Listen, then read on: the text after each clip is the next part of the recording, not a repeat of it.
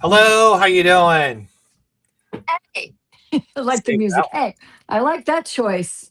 Da, Yeah. da, da, da. Hey, You short and wanted more sweet, poppy. You wanted more short and poppy. sweet and sassy, like me.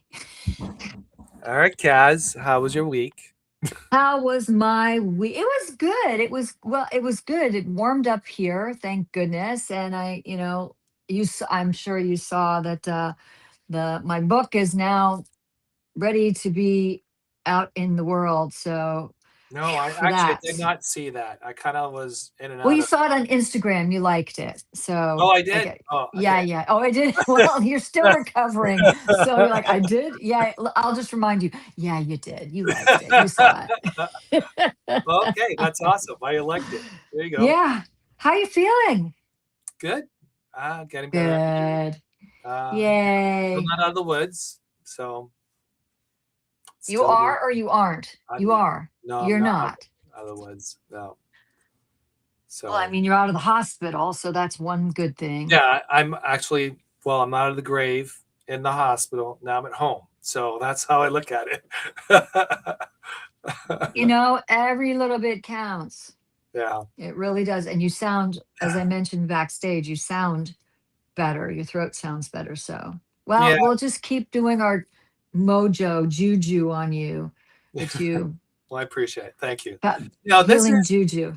you know, uh, like I said, Substack has been very beautiful, I guess is the best way of putting it. Ah, People have reached out, they say good morning. They're just checking in on me to make sure I'm okay.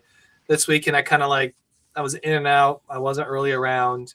Um, I did, and I kind of like let some things hang a little bit where normally I wouldn't have done that. Uh, right.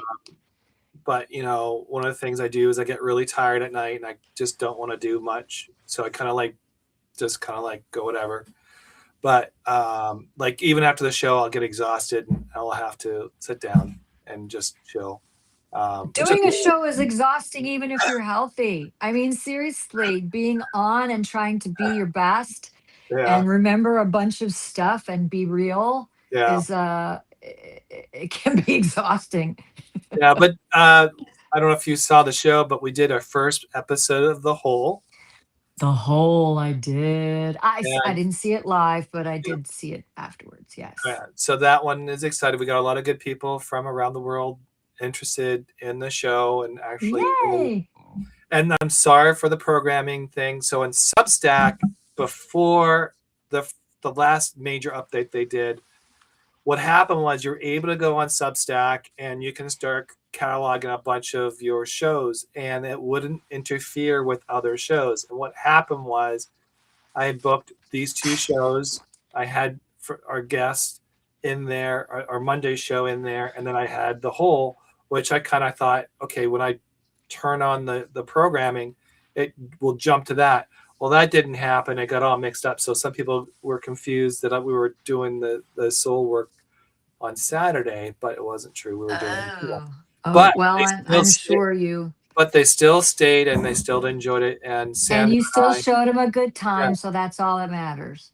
But it's interesting. We're getting more closer to that. So, but if you're interested in watching that, go look for The Whole, and you can on my Look for Substack John in the hole, on the hole. on The Whole in The Whole. But anyways, so things are going good for all of us. We're starting to roll this out. um, Good. our guest is It's so exciting. is I'm looking forward to her. is Nat, and how I met Nat was a few months. I don't can't remember how I met her. I forgot On Substack, my obviously. Substack, but we were interacting, I think. And then she invited me to a private party, which was a bunch of people from Substack that goes on. And at first, it was kind of weird because it was like, all these new people, but it was all virtual. Oh, cool. Yeah, and then we were all sitting around, like you could bring your drink or whatever, and just chit chat, right? Cool.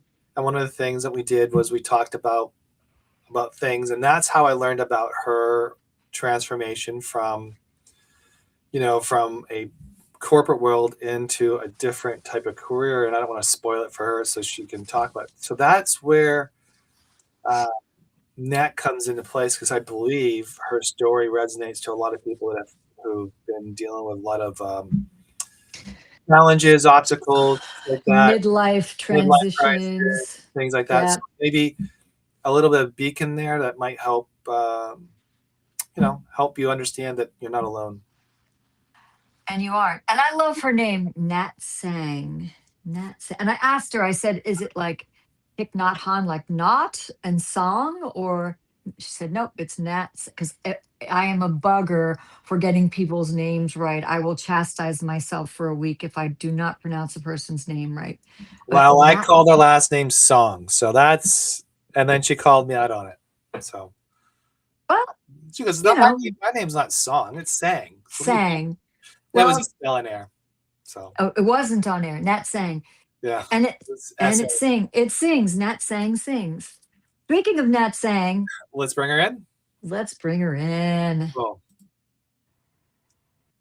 Hi, guys. How you doing? Oh, there she is in the Good, middle. good, In the good. middle, How in are the you? middle. Well, we got a little thing going on with my name there. So, Kaz emailed me and she's like, "What's Nat for?" And I'm like, "It's actually Natissa, which Oh, is is like uh, my full name, but everyone botches it. So, I've just been going by Nat how do you forever. botch Natissa? That's so easy. Melissa Natissa. Come on. Yeah, It's Nastasa. beautiful though. I It's even just said it. crazy. It's So, yeah. beautiful. So we just go Where by is it Nat. from? I always ask, does your name have a meaning? And what's the etymology of your name?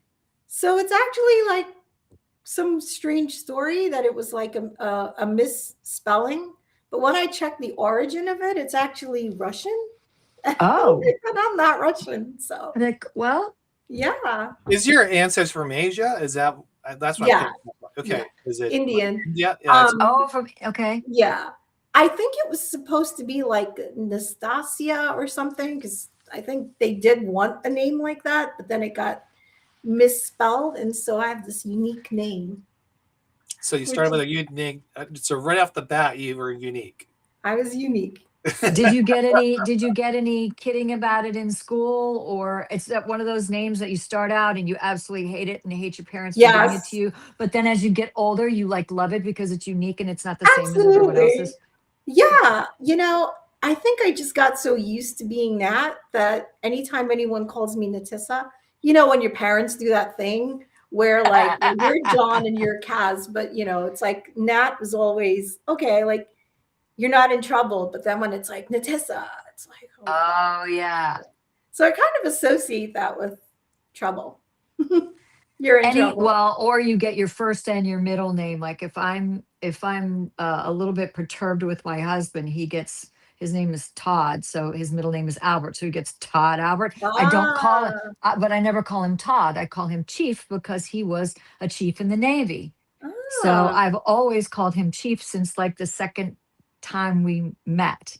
So that's if I cute. call him Todd Albert, he knows he's in deep doo doo. Yeah, that's the whole Natissa thing happening. Right. Well, thank you guys for like that really cool intro. And yeah, John and I met earlier and we had I was trying to promote my cocktails and mocktails meetup and John joined and it was a bunch of us and at first it was a little like awkward, but I want to say like within like 10 minutes we were just all like chatting and it was pretty Yeah, cool. So That's yeah. very and cool. we started sharing Substacks and got more involved in that way. It was more of like it was just a I think a way to. Thank you, Nat, for doing that. But it was kind of cool. Yeah, it was Informal neat. networking or really loose I networking? wouldn't say networking. It was just No, people with connecting. the same, just the Yeah. same mindset. Just the same mindset. It's just kind of like, you know what, we're in this world together. How do we figure it out? So, yeah. Yeah. So I love doing these, like actually speaking to people. I know a lot of people love Substack because it's you kind of like are not really interacting in person and you're doing a lot of it in writing. And that's cool too. But I like the human connection and I like meeting people. So I, pretty excited about this. Good. It's a different connection than other social media like X or Instagram or TikTok or even Facebook. It's just it's a different animal, which I like, which is what I like about it. Yeah. And so, So go ahead, John. no, you can finish off what you're going to say. I was going to get into more into your I was story. just So going to say that I had never heard of Substack ever before, and I just stumbled upon it. So I'm glad I did. so when you stumbled upon it, what was your first reaction to everything? Just to finding it, or just Like I when you stumbled personally, on it, and your personal, like when you stumbled on it and you got into Substack, you went, "What is this? What was what was your first What is impression of all this? that?" Yeah, like what is I this? liked it. Like I was like, what is this? What is this strange world that I've never heard of? Um, Right. and so it really just stemmed from when my layoff began. And should I start that Oh whole yeah. story? Yeah. Okay. Oh Yeah. yeah. Yeah. So Go for it. yeah, so we'll touch on how how I reached Substack. So I've been writing about. Right. Let me take a step back. The layoff. I just recently wrote another article. My last article actually in depth of of how that happened and why that happened. But the the premise of it really was I've been in this corporate role, um, specifically my last role for about 4 years. And in the beginning, I liked it. And then we Mm. had a leadership change. And that just made everything a complete nightmare. And so I was not happy. I was absolutely not happy, but I was moving along. I was surviving. And now that I look back in hindsight, I call it survival because it really and truly was. Like my Sundays were horrible. Like I couldn't eat, I couldn't function. Um, and I met with my boss every Monday. And it's like just the anxiety from that alone, 2 years, week after week. Like I knew like I couldn't live like this, but I just didn't have the courage to make the change. And so I continued day in, day out. It was also my last job was remote. And so that made it really difficult to walk away from because my daughter at the time was in high school, and part of it really was the fact that I was here for her. Anyways, so fast forward to October of last year, you know, I got this weird request for a meeting with my boss. And although we're virtual, we would go into Manhattan. I'm in New York, by the way. So we would go into New York City once a week. I'm sorry, once a month. And so I get this weird request and I'm like, what is this? Anyways, so we go through the day, we have our regular meetings, and then I go and I meet with him. And he basically says, I hate to do this to you, but we had to restructure, and unfortunately, we eliminated your position. So at first, I was just like, okay, like I'm gonna say I'm really proud of myself that I did not cry. I just kind of looked and I said, okay, I get it. Times are tough, and I mean, I was dying inside, but I just really kind of toughed it out, and I'm really happy and I'm really proud of myself for that. So I'm gonna like give myself a little round of applause. Good for Anyway, you. he so he left. I mean, he basically it was like maybe a 5-minute conversation, and I will say that HR was not in the room. So when I walked in, I really wasn't sure what was happening. At first, I actually thought he was wanted to review something with me, like work, but then I quickly realized that wasn't the case. And I mean, when that happened, I had a whole bunch of feelings, but strangely enough, one of them was like relief, and I was like, why am I not crying? Like, why am I felt like a burden was lifted off of my shoulder. But then Wow. instantaneously, I was like, oh my God, like now I have to go home and I have to tell my family. And then I felt Mm, really like embarrassed, um, super embarrassed, right? Because now I feel like this happened to me because I'm a failure. mm. And I'm like processing all of these emotions on like my 2 hour train ride to come home. And I'm like, oh my God, I don't want to tell my husband. I don't want to tell my mom. I don't want to tell my daughter. And it's funny because I still haven't cried. And I'm like thinking to myself, when it happened, I'm like, all right, you're going to cry on the train. You're just waiting to like leave and just not have anybody around you. Didn't happen. And I came home and I tell my husband, and he goes, thank God. And I was like, what'd you say? Come again?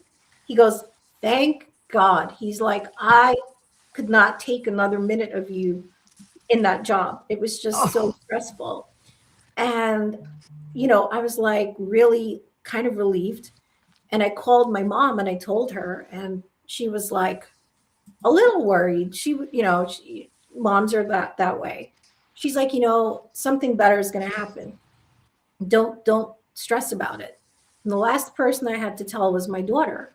And my daughter was like, yay. She goes, Mommy, I can't wait to see what you're going to do next. So oh, it's like really like interesting because I had this notion in my head that I'm this like terrible, like, I'm like a loser and oh. I didn't deserve, like I got what I deserved and, I didn't tough it out. And so that was like just a really good way, like really good feedback, and it was really encouraging.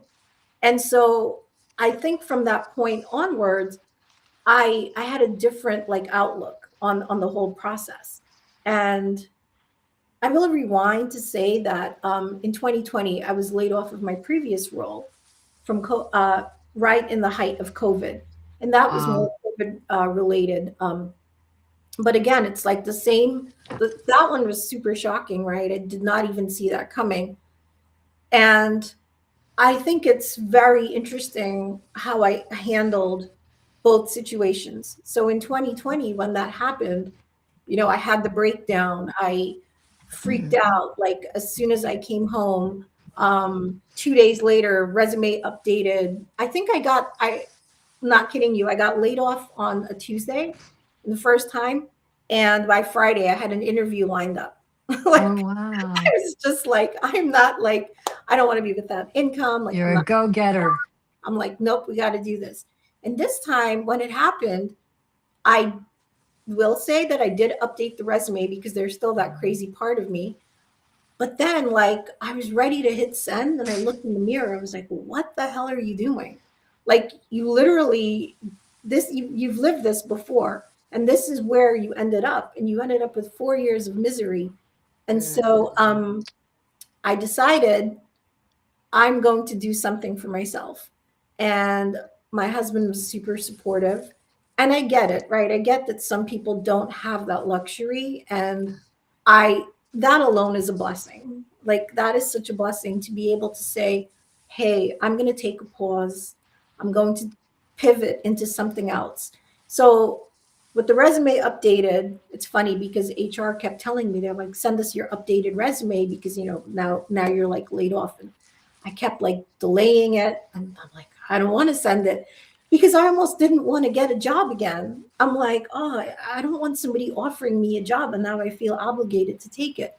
So I had this book that I had written, this novel, way back when, 12 years ago, like commuting into the city. And I said, you know what? I'm going to publish my novel. This is my thing.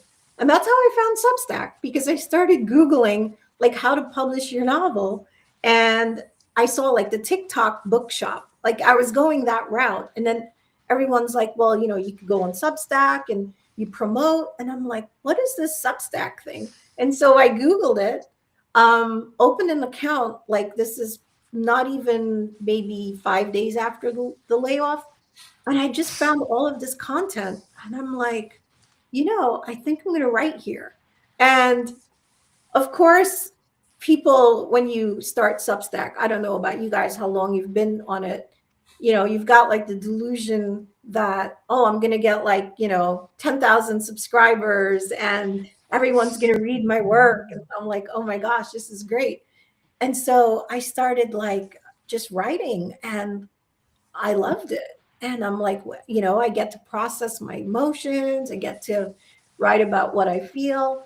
And it's just been like evolving. And I wasn't sure what I was writing about, but I just felt like I needed to be somewhat authentic.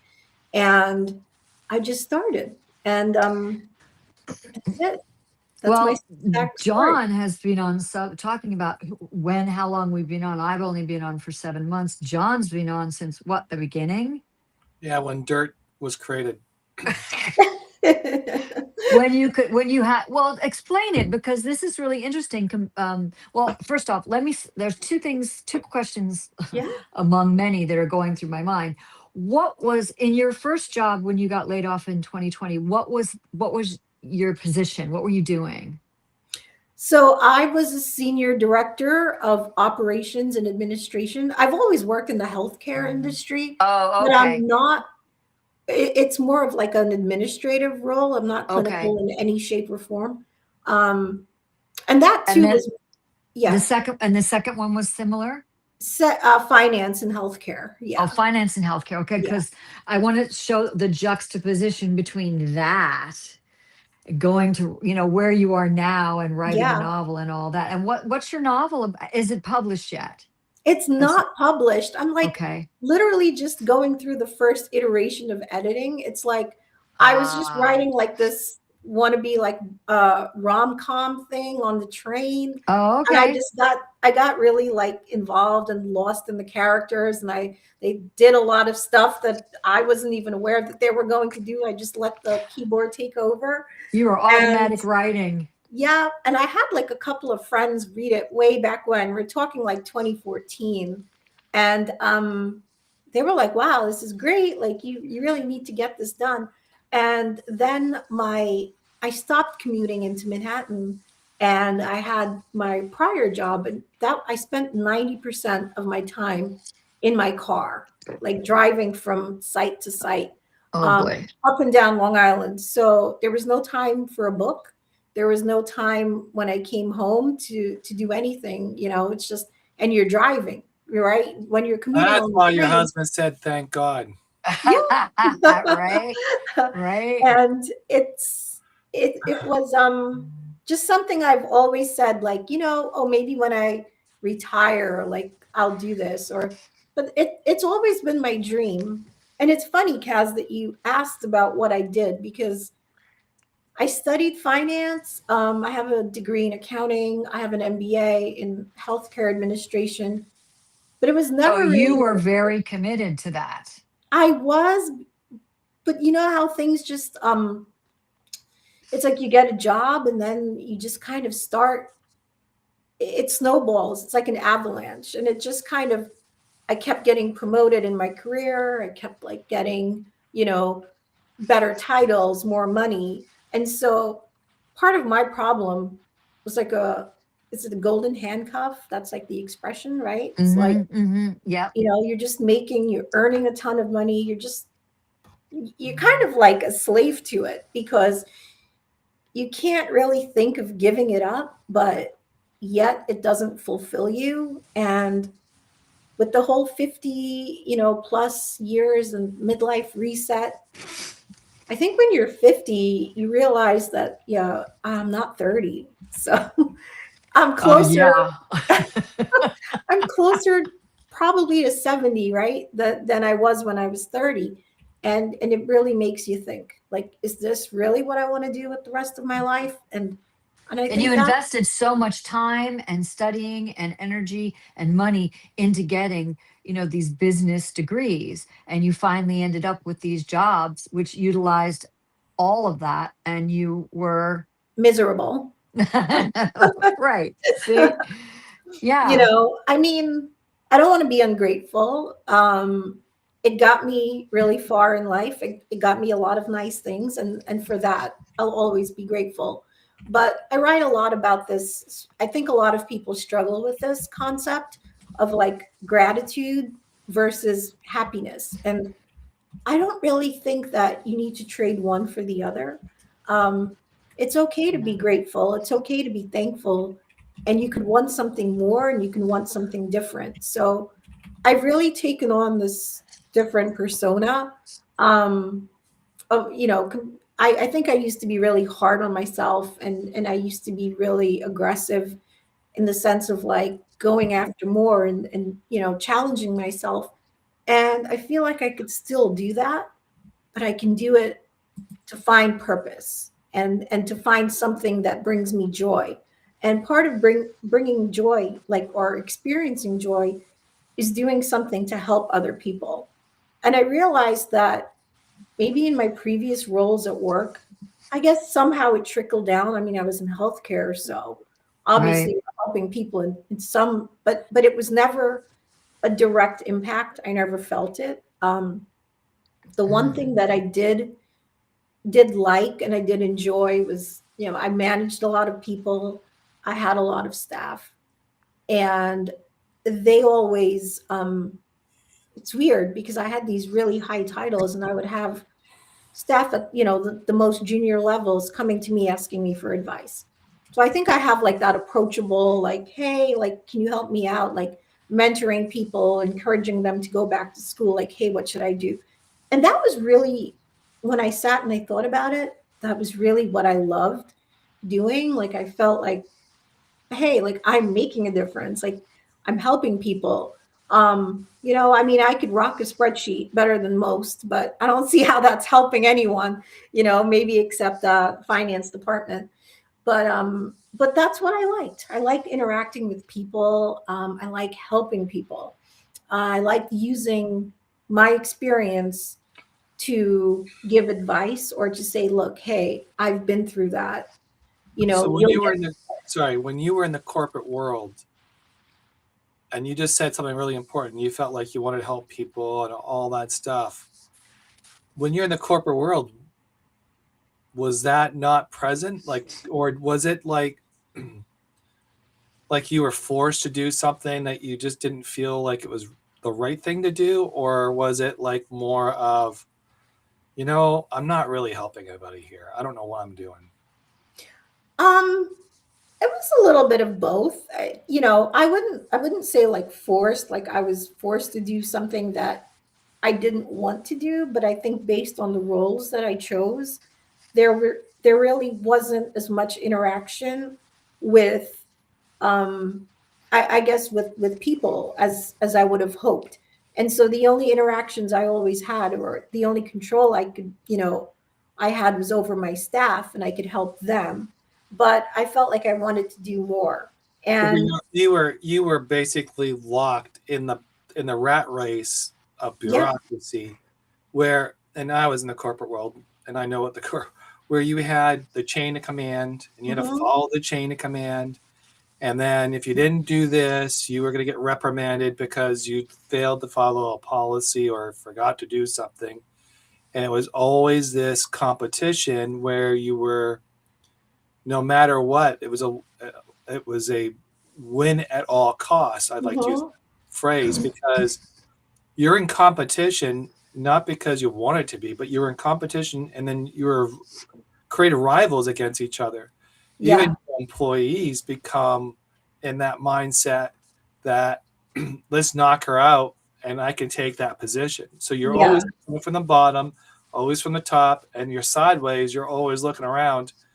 And that's when I said to you, I said, your feeling of helping wasn't really there because you weren't really helping, even though the corporate lingo, the corporate like policies and the handbook, where they kind of like write this big, huge utopia of how this world Yeah. is going to work better with Your us. SOP, your standard Yeah, operating. and Yeah. and we're going to be doing this, and as long as you follow this handbook, we're going to be all good, and we're going to be singing kumbaya. The Yeah. boss is going to come by, he's going to cheer you on.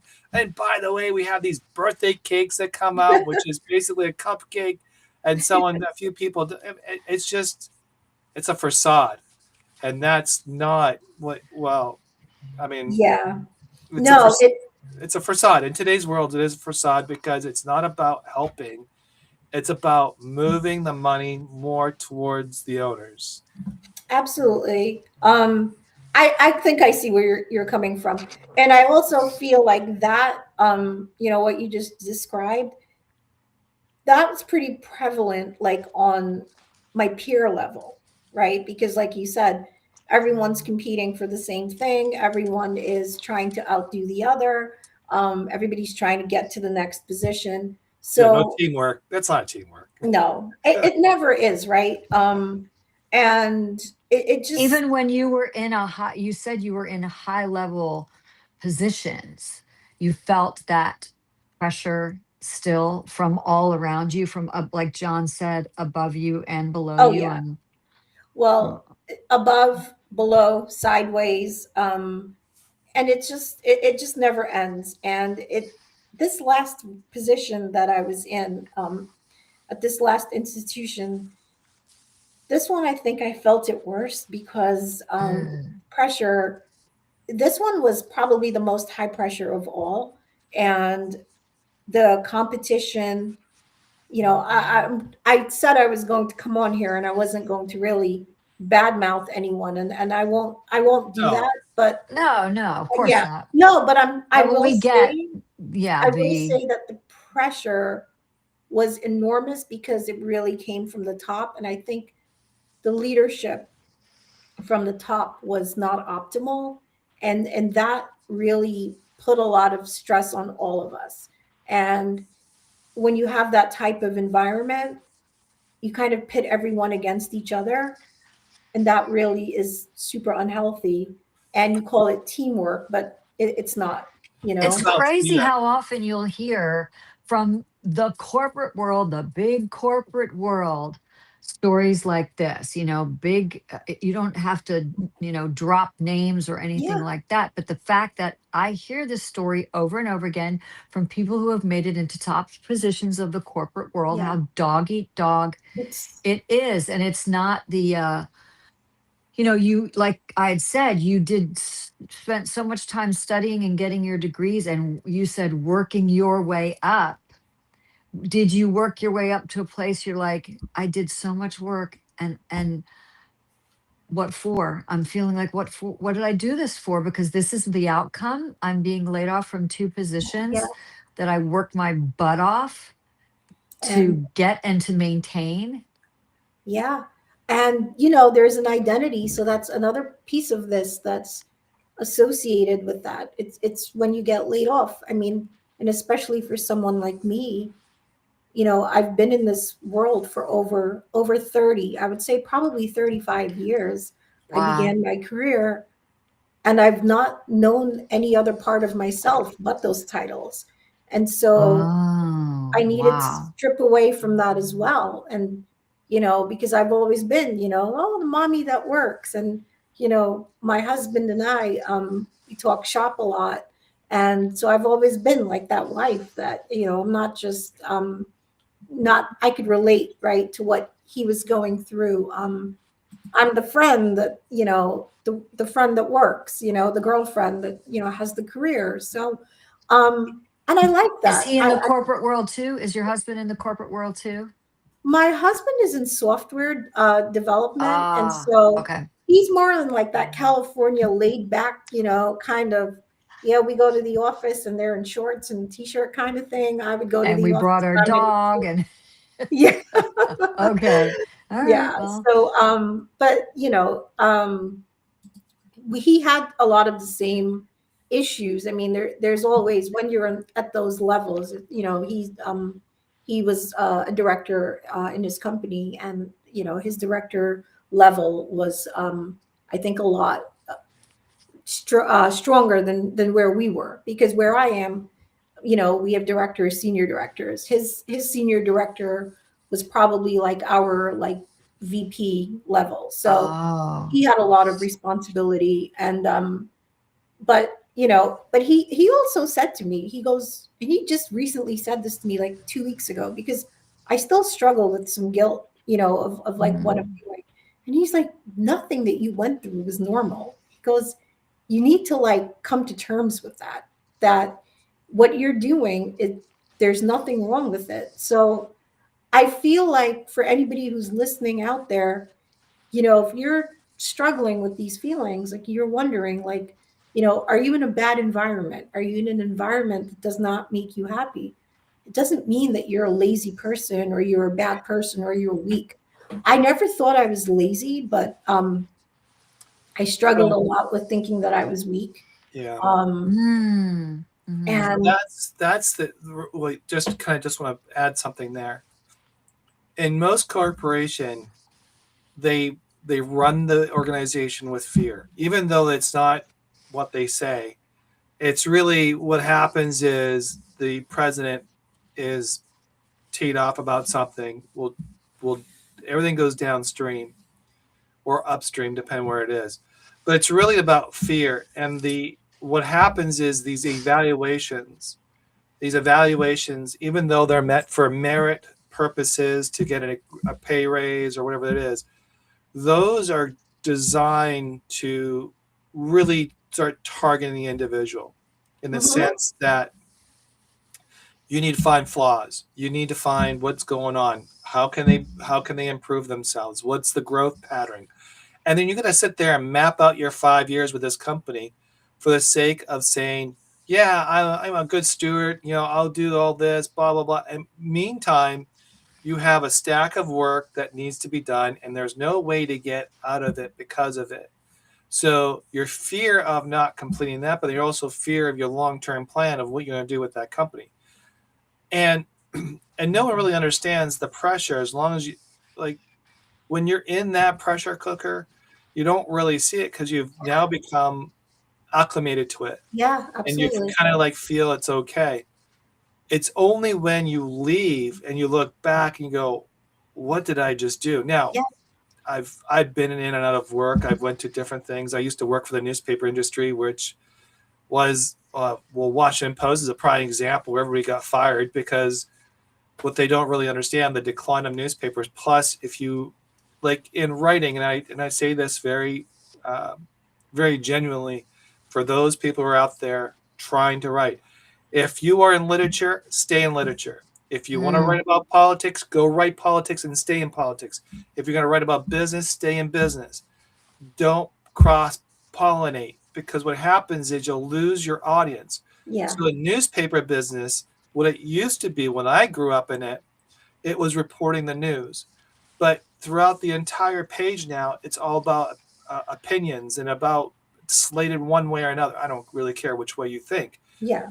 But when a reader just wants the facts and wants to understand the circumstances, there's not a place to do that. So, but when you have many out there that are cross-pollinated from the 24/7 channels to all these other things, and they all have the similar voice, you're going to lose out in Mm. that marketplace. So the same thing in a work environment, everybody acts the same way, and there's never ever everybody cross pollinates because what they try to do is everybody's trying to do their jobs, trying to do more than they can, and then the people. So then what happens is the bosses say, "Oh, they can do less with more," Yeah. and they'll start reducing, and they'll say, "Oh, the staff reduction, or we're going to reallocate it," or some of the best words we're gonna we're gonna what was the one thing we used to say? I keep forgetting it. Something about Reduction in force. we're gonna manage that person out. Oh God, yeah, yeah, yeah. We're gonna manage that person out, and that meant was okay. We don't got them on the sticks yet, but guess what? We're gonna manage them out. We're gonna put them on performance reviews. We're gonna do all this, da da da. But at the end of the day, that person has a life. That person might have an issue. That person might be going through something that we don't know and doesn't want to talk about it. It's not that we want to hear it, but even if he does talk about it, no one's going to do about it. They don't care because No. he's not performing. Right. So that's in the corporate world. When I was younger in the newspaper industry, that was a complete different world. It was a lot more. You could see the 20, 40 years of that going away, and so I think the corporate world Mm. is very similar in that site. So I mean, I think it's all about fear. It's about managing people out, turning the channel. No one really wants consistency. There's none of these 40 years, 50 years loyalty anymore. No. Employees have learned that they have to churn every 2 to 3 years to find a new job. So, anyways, It's transient. I could go It's gotten down a tangent. Like, well, we always said one person has a foot out all the time. Yeah. yeah. Yeah, And it's transient too. I mean, I've seen how, it's just a revolving door, it's a hamster whether wheel. it's the That's business what or it the is. person. It's a But hamster we wheel. were talking about working for corporations. I've worked for them, but only in entertainment. Right. So it's a little bit of a different animal. But I remember being told to my face in a yearly review, I love everything you're doing. You've improved this, that, and the other thing. But I have to have a negative. I have to have something to Yeah. say to corporate that you need to work on. And I'm Yep. They like, always say that. he goes, Always. can you come up with something that you'd like, you suggest you'd like to work on? Because you're doing a wonderful job, but I can't say that. I have to Yeah. say something's going on. And I'm like, well, luckily, and what you said before, I had great management. They were really flexible and willing to work with you. And actually, you were really a team. And then the manager left and went to a better location. And the new manager came in who was hell on wheels. Yep. That's And that, essentially what happened to me as well. And I mean, I was reporting to someone who was somewhat in the middle. And when she left, I went straight to the top. And, that was never what I signed up for. Just, ugh, you know, to be honest about it. Yeah. So let's talk about now the corporate world's behind you. You're now here. What kind of work are you doing? Like I'm sure that is still in the back of your head. You're like, what the hell did I just live through? Like, is there or not. PST issues? Like, are you kind of like mentally processing things, or kind of like, how do I, because obviously it's a big shift to what you're doing now. And So, how recently was this? I'm sorry, John. How recently was this that you were laid off from the second job? Well, I was told in October, and Oh, yeah, and John, John knows the story. It's wild. I was told about this layoff happening, and then I get this was October 21st, and a week later, it was framed as restructuring because of budget reasons, and then all of a or sudden okay. I'm told, well, hey, there's this new guy that we just hired and I need you to train him. And I was like, okay. And I didn't know what I was training him on. I was training him on doing my exact role, which is wild. And I was like, are you kidding me? Or This man was actually a friend of my boss. And I felt really bad for him though, because he was so sweet and he didn't really know, like, I don't think he knew what the plan was. And so I said to him, I speak about how relieved I was. And once I got like the okay from my husband and my family, I was like, I just can't be here anymore. So I was really nice about training him. And we're like, 1 month every day meeting with him. And it's like he's not doing anything else besides what I'm showing him. So clearly there's a need for my role, but it's being pawned off to someone else. So did fast he forward. ostensibly know that he was replacing you Well, or I no? told him, and I think he felt really bad. And I was like, it's okay. And he said, you're so graceful about this. And I said, yeah. I said, what can I do? I said, I just feel like this is divine intervention. But the story gets wilder because, the person that we both reported to was, very challenging to work for. And although they were friends, it turns out that on the over the Thanksgiving break, I think this poor man, he just couldn't handle it. So he comes back the following week and he quits. And I was like, oh my God, he goes, I can't take it. And so he left. And I thought, okay, well, here's a perfect opportunity, right? Now, like maybe I could get my job back. Not that I really wanted it, but it just goes to show that if he really wanted to do what was right, he would. And then he had me train somebody else until the end of the year. So theoretically, I worked through December 31st, and my quote unquote unemployment began on January 1st. And so it's been about, what are we, like a little over a month? About And so six John, weeks. yeah, Yeah. he was asking, like, so what am I doing? And I mean, I'm writing on Substack. I'm really trying to build my subscriber base, which is not as easy as I'd hoped. And in the process, I did this connections thing. That's how I met John and a couple of other people. And I'm just really seeing what works. I'm editing my novel every day. Every morning I wake up, I have like this writers group that I'm on, and we just hold each other accountable. And then I do my Substack work. I'm in the process of actually developing like a reset, like framework for a reset. And it's kind of through my lived experience right now. And I think I write a lot. My last posts, maybe my last three posts, have been a lot about like recognition. And I think Mhm. it's really important. Recognition is the first step. So for me, recognition was, you know, what do I really like? What do I really want to do? My last post really was about the moment that I should have recognized, and I think I did, when I knew this couldn't work anymore. I just didn't have the courage. And like we said it before we went live, the universe, had given me so many opportunities to just do what I should have done. And I kept ignoring the universe. And the universe is like, all right, Nat, like, we're going to just give you a swift kick in the butt. And so I think that's what the layoff was. And I choose to look at it like that. And I think just that attitude has made it so much better, because I know that I'm heading to something way better, big. And, my dream has always been to kind of work for myself, to do something meaningful, to do something with purpose. But I want to be in control, because, like John was saying, it's no fun when you're working. And make no mistake, I worked remote, but I was not working 9 to 5. I mean, there were nights I would work until 11, until 1. And I Mhm. think being remote makes it even more difficult for you to, sort of have like a work life balance.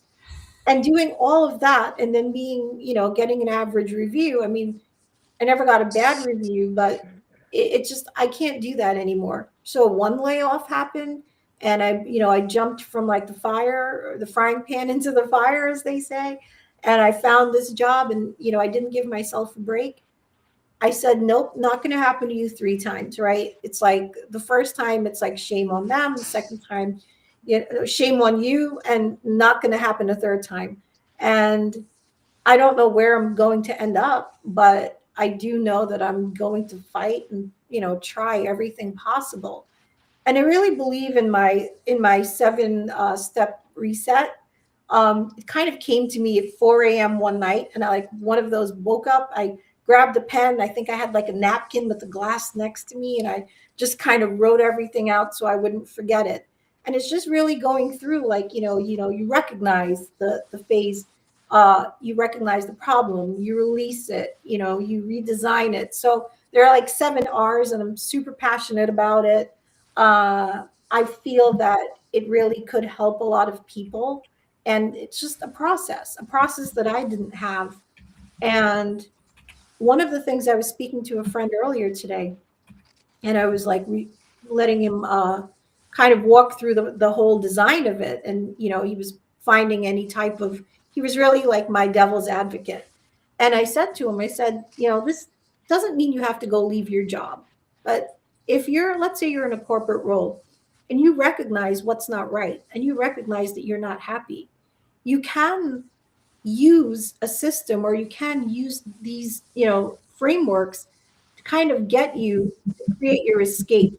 um, Build your escape plan, and, think about it as if you're in prison and you're like removing one brick at a time from the cell. Eventually you're going to break free. So that's kind of what I wish I knew like 2 years ago, and I Mm. had something to work towards. But the fact that the universe was like, we were giving you clues and you didn't listen, and now you're going to learn the hard way. So So what was like one of the clues that you've remembered? Like, because we all look back in history and we say, You know, that was a clue. What was one major clue that you can point to, and how long ago was it? Well, is it September of 2024? I can't believe we're in 26. September of 2024. I think after trying every which way to be the best employee I could be, and to do everything possible to make my boss completely happy with my performance. And I think I kept trying to please him and win him over.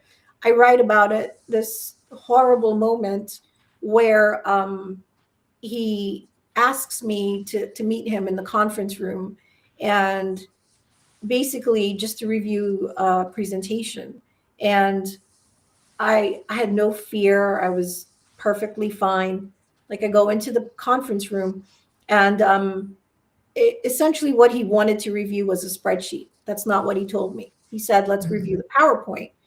And I pull up this document, and then he just looks at me and he goes, yeah. He's like, this is my problem with you.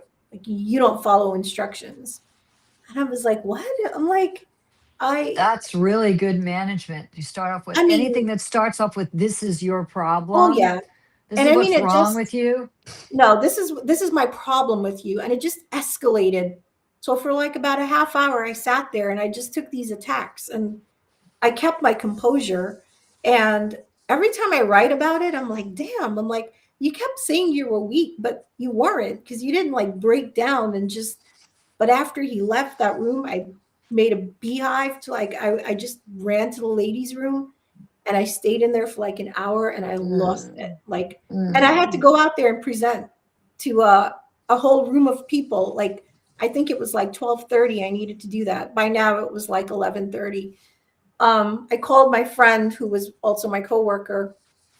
She had to go buy me eye drops, just because my eyes were swollen and red and puffy. But I managed to get myself together, and I went out there. I presented. No one knew what happened.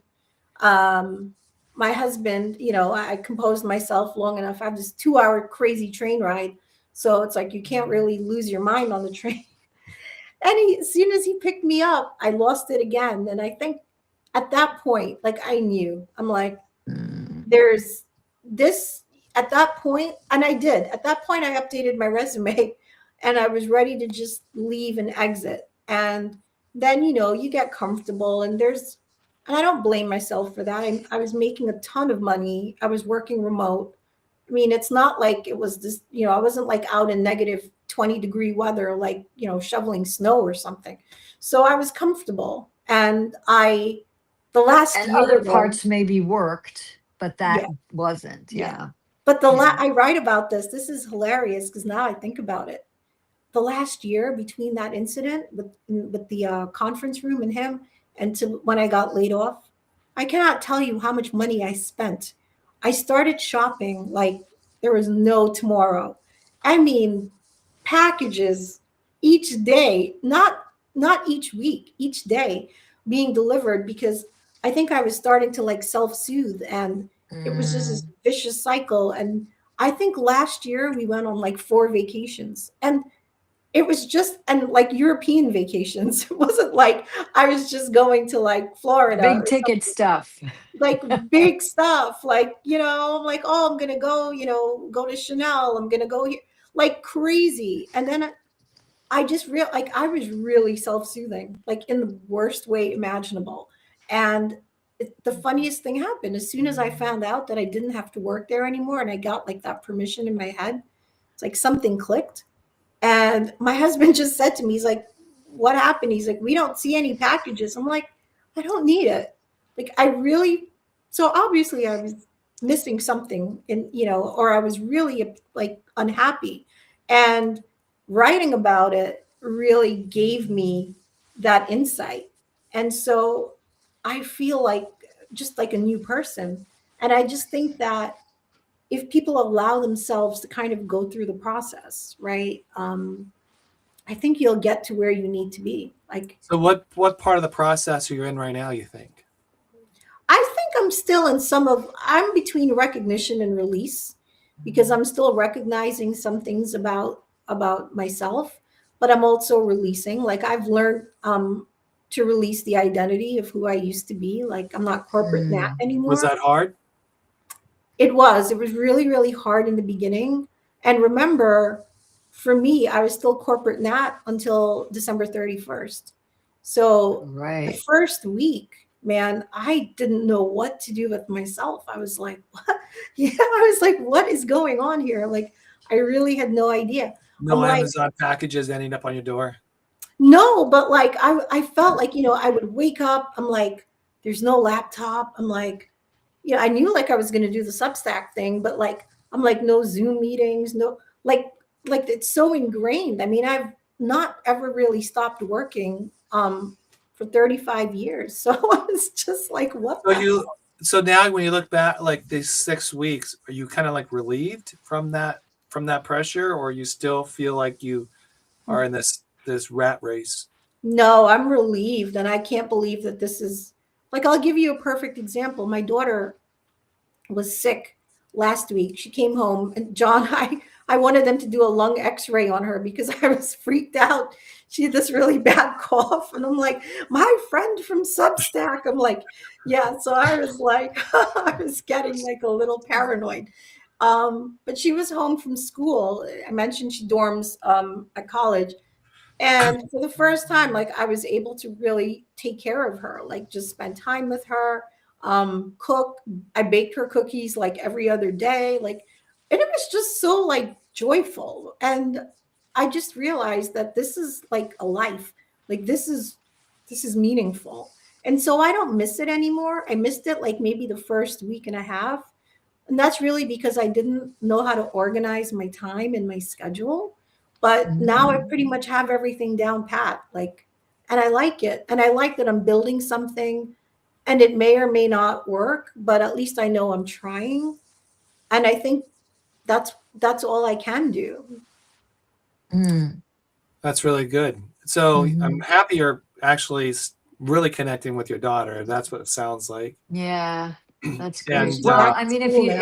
if you don't need that Chanel, I can send you my address. There you go. side note, side note, I was at Chanel, but I didn't go inside. I said, Oh, you can go okay. on out here. We wanted to see the historical building where it was. That was the original Chanel. Oh Oh, yeah, in that's right. Paris, Rue Yeah, Paris. Cambon. Yeah. Yeah. Yeah. Yes. So, Takeaways. yeah, I just, one of the things I really loved what at the very end here, where you talked about the new beginning, was you're connecting with your child on a different level, from what I understand. And is she reciprocating to that? Absolutely. Good. And I have to say, just my family overall, they're just so much happier to see how much happier I am. They're like, oh, you have Mm. teeth. Like, yeah, like I Aw. smile. I have teeth. Yeah, you That's have funny. teeth, right? Because I think all they were used to seeing were just tears and frowns. Mhm. Um, Definitely reconnecting with my family, building new relationships with people, like-minded people, um, even just making connections when I write these stories with people who are like, wow, like we went through the same thing. So all of a sudden I don't feel alone. And I feel like my reset is just, it's a great thing. Like I just see it as a blessing. So for me, it's So, not a bad thing. are you kind of like finding peace at this time? Absolutely. I'm finding. And where's that peace coming from? I guess that's because what I really want to, because I think this is important for most audience, is that when you're in this transition, peace becomes your friend, more or less. And how are you receiving it? How you're looking for it? How you're grounding yourself? Because this is a major transition from a major rat race. And I Mhm. think you're still going to go through some more of your, and I'm just my, because I've been there. You're still to go through some more transitions. You're going to find yourself that you're going to start shedding more and more and more. And that's what you're trying to do here. But when you're looking for peace, how are you finding it, and what are you doing to get that? So I think, to your point, sometimes it creeps in. Sometimes that fear creeps in, like, what are you doing? Like, is this going to work? And Mm. all I need to do is just mentally go back to where I was and remember that feeling and compare it to how I feel now. And that's it. That's the answer. I mean, I sleep better. So from like a physical aspect, I sleep. I'm like, what the hell is sleep? Because I want to tell you guys, for like at least 2.5 years, I did not sleep through the night. Are you sleeping until 10 o'clock now? No, I'm really I'm really disciplined. I Yeah. sleep until like 7:20. That's my that's Okay. kind of because I do this writing workshop at 8 a.m. But I Mm. like it and I look forward to it. Okay. And it makes me feel like really productive. But I sleep better. I don't have like that panic, my chest isn't tight. And I think anytime I feel any sort of anxiety creeping in, because it will, right? And I have to tell you that resume is still there. And sometimes I think, God, it would be so easy to just, go on LinkedIn and just hit attach and apply. But then I always bring myself back to that moment and to stay grounded. It's like, what are you doing? Do you want this? Like this happened to you before. You were laid off and you rushed into something else. Now you're building something, right? And you've got to be patient. You've got to. So I think I'm learning patience in the process. I think it's all good, Can I say the takeaway, what you just hit in the very last minute, is taking time for yourself first before you move on to the next chapter? Yep. Absolutely. And you That's need your to takeaway. Was that a right takeaway? that is a right takeaway. And there's no rule about how you do it. For me, taking time for myself, because I'm just like a naturally energetic person who can't stay still. I can't sit, I just can't sit there and do nothing. Yeah. But somebody else may need to do that. And that's okay. But that's just, you've got to do what makes you happy and what makes you like, what brings you joy. And for me, it's writing, it's building, it's creating. I think I need to create because even when I'm not writing, I cook a lot. That's So, good. yeah. So where's my Mm. cookies? I will send you some. We expect cookies. Well, hey, Nat, thank you very much for the opportunity to come on our show. Thank you Appreciate it. guys. How do they get a hold of you? Is there anything other than Substack? Is there anything else you want to send them to, or just Substack is where you want to? For now, Substack. I Okay. have to link my Instagram. I haven't done that, but it's just really the midlife reset. And hey, I'm gonna plug it out there. Just trying to build my my subscribing audience. So Yeah. Well, if you can, it's yeah. free. Yay. So if everybody wants to go and subscribe, she's on Substack. We'll put her in the comments so you can find her there. In the meantime, thank you. Hey, Kaz, thank you. No iguanas over there falling out of the trees yet anymore? No, they're not. They're Okay. that's awful. Yeah, but okay, Thank you, So we guys. take appreciate it. Thank care. you very much. And we'll see you next Monday at 4 o'clock. Have a great day, everybody. Yeah. Thank Thanks. you You for showing up. too. Bye. Bye-bye. Bye.